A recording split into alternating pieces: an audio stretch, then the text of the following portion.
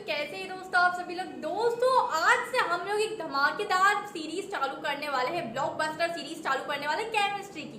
Chemistry का पूरा content मैं करवाऊंगी दोस्तों आप लोग को। हमें सारी चीजें कॉन्सेप्ट से समझनी और सारे एमसीक्यू सॉल्व करने, चाहे एमसीक्यूज कैसे हो आप लोग के सेशन रीजन वाले हो, चाहे एमसीक्यूज आप लोग के केस स्टडी वाले हो, सभी चीजें हम लोग यहाँ करेंगे या स्टैंड अलोन एमसीक्यूज हो। तो चलिए दोस्तों स्टार्ट करते हैं। तो आज हम लोग देखने वाले केमिस्ट्री का चैप्टर नंबर 1। ठीक है, पहले केमिस्ट्री देख रहे हैं हम लोग, केमिस्ट्री का चैप्टर नंबर 1 देख रहे हैं जिसमें हम लोग क्या पढ़ेंगे, सॉलिड स्टेट।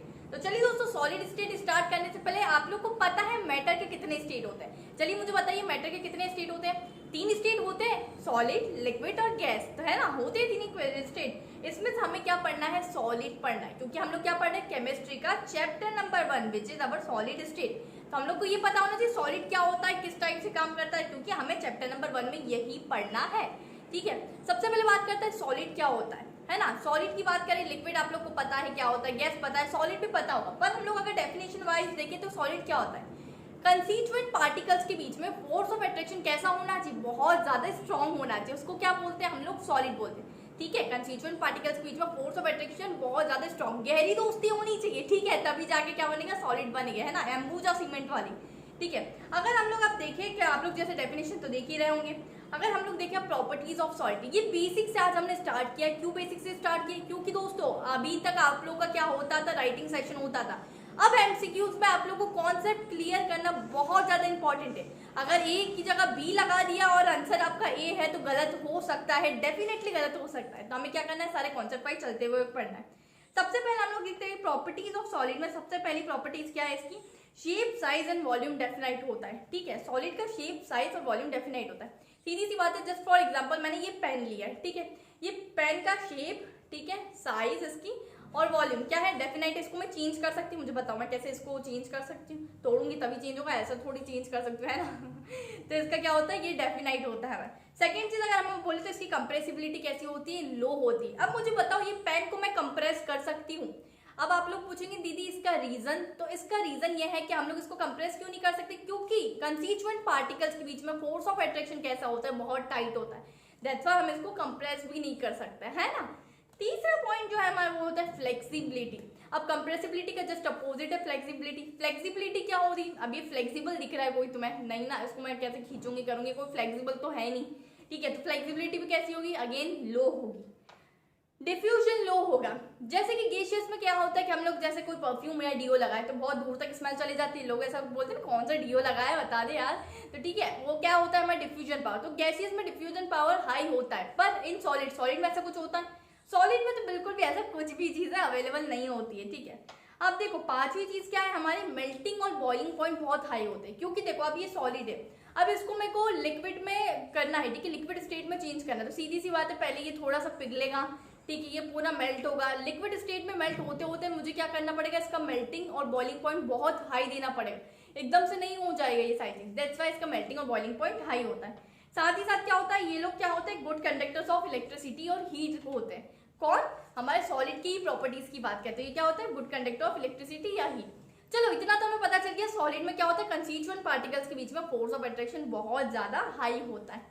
तो दोस्तों मैं यहाँ आप लोगों को सारी चीजें कॉन्सेप्ट करवा रही हूँ। इसी के साथ साथ दोस्तों मेरी फ्री लाइव क्लासेस रहती है, सिर्फ आप लोगों को मेरा कोड यूज करना है सकीना, जो कि मेरा नाम है SAKINA, और आप लोग इनरोल कर सकते हैं। मेरी क्लासेस 10 सितंबर से चालू हो रही है, 5 बजे और 7:30 बजे मेरा लाइव सेशन रहने वाला है। तो आप लोग लिंक के डिस्क्रिप्शन है, जल्दी से जाइए, ग्रैब योर अपॉर्चुनिटी, और मैं सारी चीजें आई बैठ यू के सारी चीजें क्लियर करवा दूंगी, आपके सारे कॉन्सेप्ट। और मुझे पता है यार दोस्तों एमसीक्यू सेशन रहने वाला है, तो बहुत ज्यादा दीदी लो फील हो रहा है, कॉन्फिडेंस भी नहीं आ पा रहा है। इसीलिए तुम्हारी दी ने क्या करा है कि पहले हम लोग कॉन्सेप्ट वाली क्लास रखेंगे 5 बजे, और 7:30 बजे हम लोग क्या करेंगे, उसी का एमसीक्यू सेशन करेंगे। एमसीक्यू में हम सब करेंगे, स्टैंड अलोन करेंगे, सेशन रीजन करेंगे, और क्या करेंगे, केस बेस्ड स्टडी। और दोस्तों 1 भी रुपया लगाने की बिल्कुल जरूरत नहीं है, बिल्कुल फ्री सेशन रहने वाला है। ठीक है, तो लिंक इन डिस्क्रिप्शन में जल्दी से जाइए और आप लोग वहां से इनरोल कर लीजिए।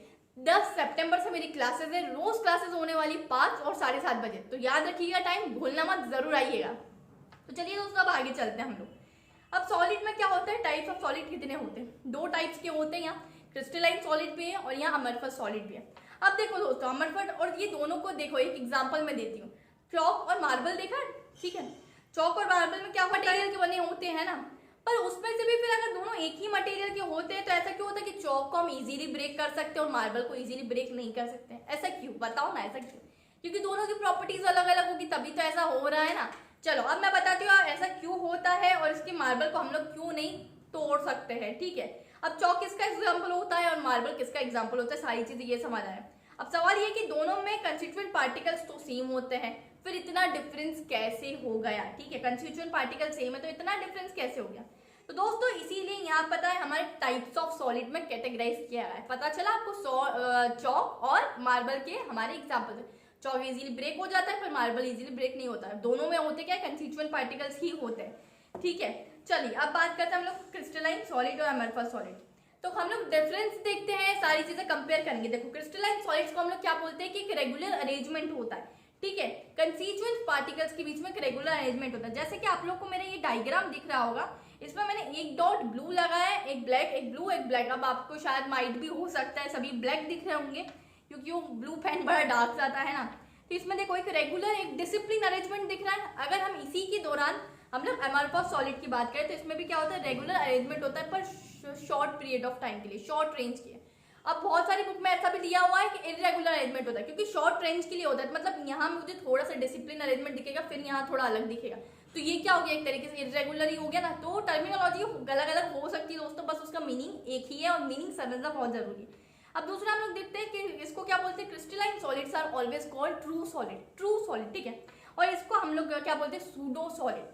किसको बोलते हैं हम लोग, अमरफस सॉलिड को हम सूडो सॉलिड बोलते हैं। और जहाँ की ये क्या होता है हमारे सुपर कूलिंग लिक्विड, इसको हम क्या बोलते हैं, सुपर कूलिंग लिक्विड। ये आईएमपी लगा लेना, बहुत ज्यादा आईएमपी है, एमसीक्यूज में पूछा जाएगा सुपर कूलिंग लिक्विड। इसका बेस्ट एग्जांपल क्या होता है, ग्लास।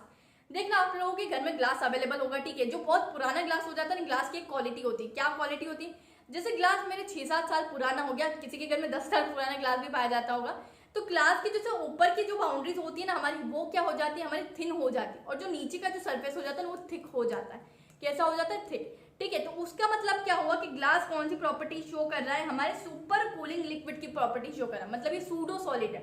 सूडो सॉलिड में हमेशा ऐसा देखा जाता है, ग्लास की बहुत बढ़िया एग्जांपल रहता है। और ग्लास का एग्जांपल पूछा भी जाता है कि ग्लास कौन सा सॉलिड है, क्रिस्टलाइन, अमरफस या सुपर कूलिंग लिक्विड के नाम से ही पूछा जाता है, ठीक है।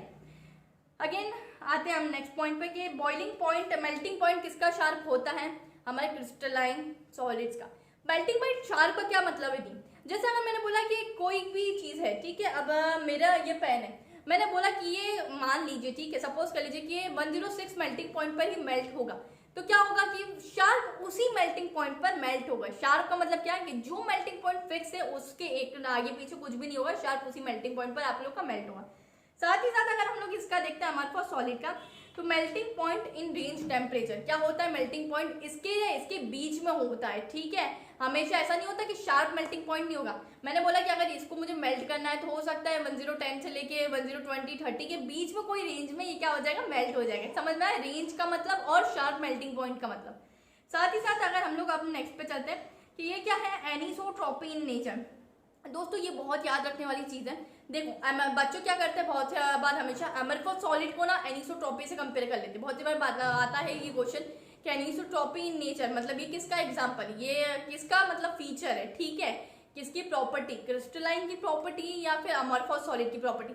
तो बच्चे क्या करते हैं, ए से कंपेयर कर लेते, कुछ भी लॉजिकल चीज लगा देते हैं और अमरफस सॉलिड पे हम लोग टिक कर देते हैं। पर नहीं, एनिसोट्रॉपी इन नेचर कौन होता है, क्रिस्टलाइन सॉलिड्स ही होते हैं। साथ ही साथ मैं अगर बोलूं आइसोट्रॉपी इन नेचर, तो आइसोट्रॉपी इन नेचर कौन होते हैं, अमरफस सॉलिड होते हैं। देखो आप एनिसोट्रॉपी और आइसोट्रॉपी दोनों का मतलब समझते हैं। एनिसोट्रॉपी का मतलब होता है कि different physical property in different direction, ठीक है। और आइसोट्रॉपी का मतलब क्या होता है कि same physical property in different direction.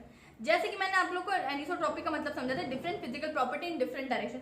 जैसे मैंने ये आप लोग को रेगुलर अरेंजमेंट का डायग्राम जो आप लोग को दिखाया, अगर मैं यहाँ से यहाँ जाती हूँ तो क्या होगा, मेरा पहला ब्लैक ब्लू आ रहा है। और अगर जो मैंने नीचे से लाइन ड्रॉ करी, अगर यहाँ से मैं जाऊंगी तो क्या हो जाएगा, मेरा ब्लू ब्लैक आ रहा है। तो मतलब क्या हो गया, different physical property in different direction. जब भी मैं डायरेक्शन चेंज करूँ, पहले मैंने इस डायरेक्शन में लिया तो मेरा ब्लू ब्लैक आ रहा था। अब जब मैंने नीचे से ऊपर इसको करा तो मेरा ब्लैक ब्लू आ रहा है दोस्तों, ठीक है। तो आप लोग समझ गए होंगे।